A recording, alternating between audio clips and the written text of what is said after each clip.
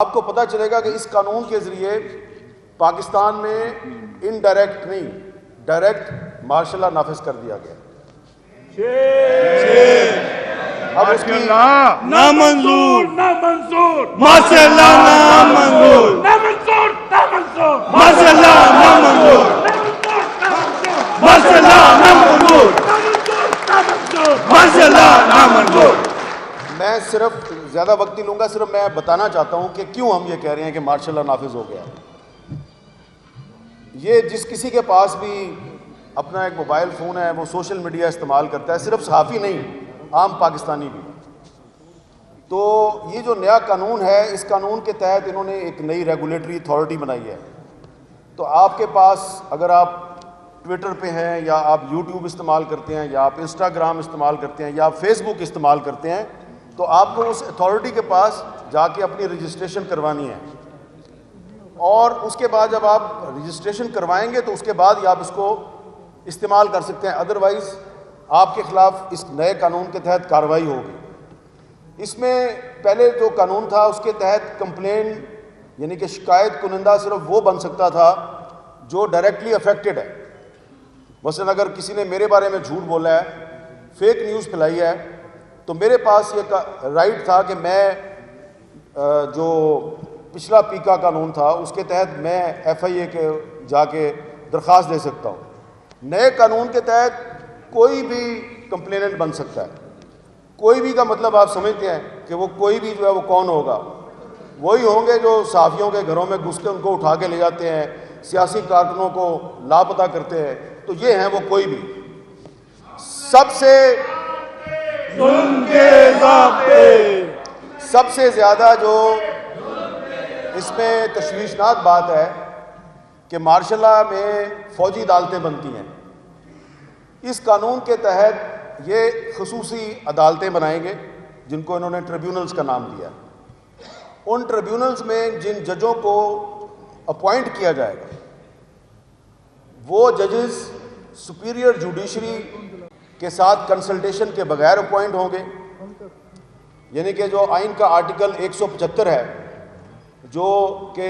ججز کی اپوائنٹمنٹ کا ایک طریقہ کار آپ کو بتاتا ہے، اس کی وائلیشن ہوگی۔ اور وہ ایسے جج ہوں گے کہ حکومت اگر ان سے غیر مطمئن ہے، فیڈرل گورنمنٹ،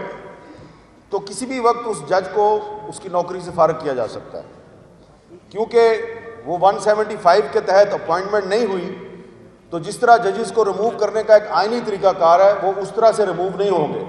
فیڈرل گورنمنٹ ہی ان کی اپوائنٹنگ اتھارٹی ہے، اور اگر کسی جج صاحب نے حکومت کی مرضی کا فیصلہ نہیں دیا تو حکومت اس کو فارغ کر دے گی۔ تو یہ قانون جو ہے یہ صرف عام پاکستانیوں اور صحافیوں کے خلاف استعمال نہیں ہوگا، بلکہ اس قانون کے ذریعے ایک پیرلل جوڈیشری قائم کر دی گئی ہے، اسپیشل کورٹس جن کو انہوں نے ٹریبیونلز کا نام دیا۔ تو اب اس قانون کو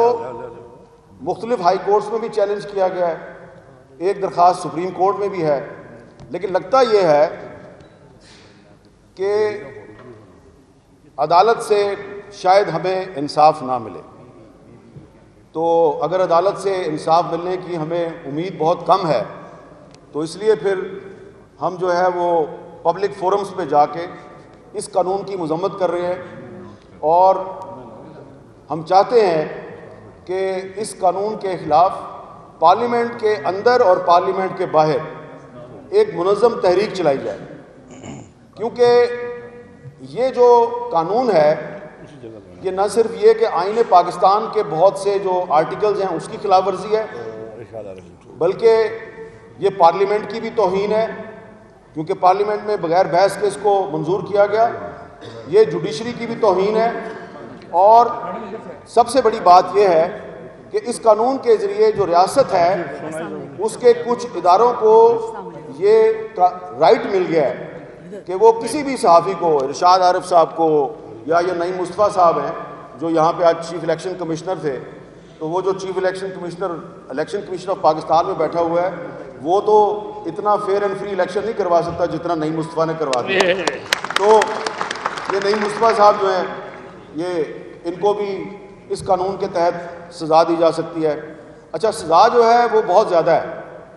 3 سال بھی ہے، 10 سال بھی ہے، 20 لاکھ بھی جرمانہ ہے اور اس سے زیادہ بھی ہے۔ تو یہ ایک طرح سے اسی لیے ہم کہہ رہے ہیں کہ مارشل لا نافذ کر دیا گیا ہے۔ اس سے کیا ہوگا کہ یہ ذرا آخر میں ایک بہت قابل غور بات کرنے لگا ہوں کہ جب پارلیمنٹ کی بھی کوئی اہمیت نہیں رہے گی اس ملک میں، جب جوڈیشری بھی کمپرومائز ہو گئی، ٹھیک ہے جی، اور جمہوریت اور آئین سے بھی اعتبار اٹھ گیا کیونکہ غیر آئینی قانون ہے، تو پھر کیا ہوگا؟ پھر یہ ہوگا کہ وہ لوگ جو آئین کو نہیں مانتے، جو جمہوریت پہ یقین نہیں رکھتے، جن کو آپ کہتے ہیں جی انتہا پسند یا ملیٹنٹ، تو اس قانون نے ان کے ہاتھ مضبوط کیے اور اس قانون سے پاکستان میں نفرتیں بڑھیں گی، اس قانون سے پاکستان میں انتہا پسندی بڑھے گی، جمہوریت اور آئین سے لوگوں کا اعتماد اٹھے گا، اور جس معاشرے میں جمہوریت اور آئین سے عام آدمی کا اعتماد اٹھ جاتا ہے تو آپ اس معاشرے کو خانہ جنگی کی طرف دھکیل دیتے ہیں۔ تو یہ قانون جو ہے یہ پاکستان کو خانہ جنگی کی طرف دھکیل رہا ہے۔ بظاہر آپ کہتے ہیں کہ ہم نے تو فیک نیوز کے خلاف ایک قانون بنایا، یہ آپ نے فیک نیوز کے خلاف قانون نہیں بنایا، یہ آپ نے پاکستان کے آزاد صحافیوں اور اپوزیشن کے خلاف قانون بنایا ہے۔ آپ کا ٹارگٹ اپوزیشن کی ایک پارٹی یا 2-3 پارٹیاں ہو سکتی ہیں، لیکن اس چکر میں آپ نے پورے پاکستان کو ٹارگٹ بنا لیا۔ تو اس لیے یہ قانون اور اسلامک ریپبلک آف پاکستان کیناٹ کو ایگزسٹ، یہ ساتھ ساتھ نہیں چل سکتے۔ یا تو آپ کو یہ قانون واپس لینا ہوگا یا پھر آپ کے خلاف کھلی جنگ ہو۔ انشاءاللہ۔